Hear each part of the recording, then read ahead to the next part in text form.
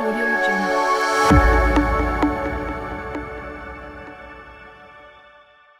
Washers and dryers, they operate in a linear sequence.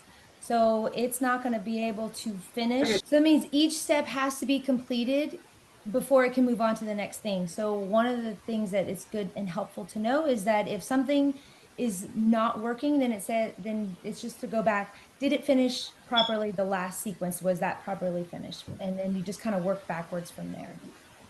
And again, this is a brand agnostic presentation. We are not saying that one brand is better than the other. We're not giving you any kind of brand specific things either. This is going to be high level, just kind of general information, the theory of operations, like once you put that payment system in and what that cycle should and should. Okay, and now we're going to go to how washers work. And Yep. Melissa's going to take this one. Thank you.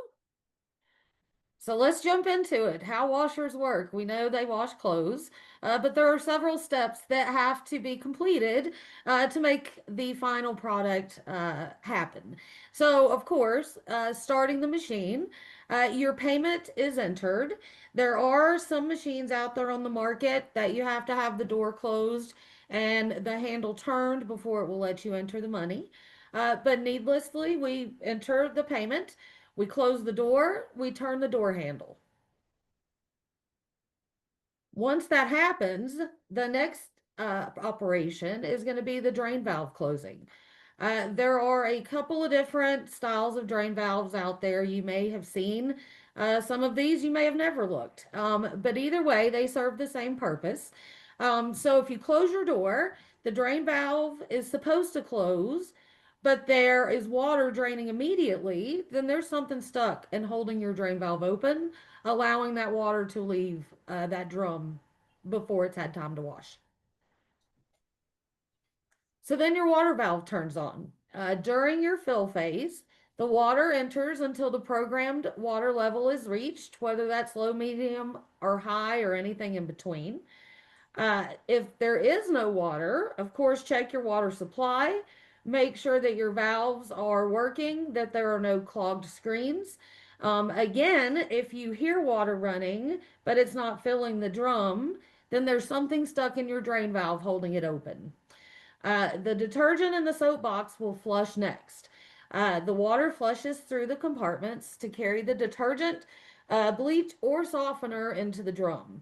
If you don't have any soap entering your drum, check that that soap box is flushing.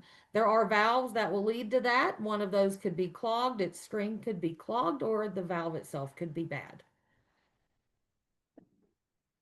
So then once water is detected by the machine, the drum turns and the cycle begins.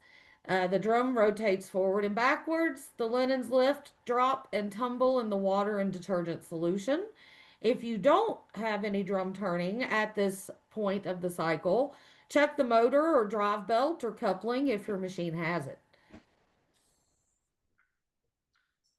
Once all the segments of the cycle are complete, the drain valve opens, the water drains, and a sensor senses that the drum is empty.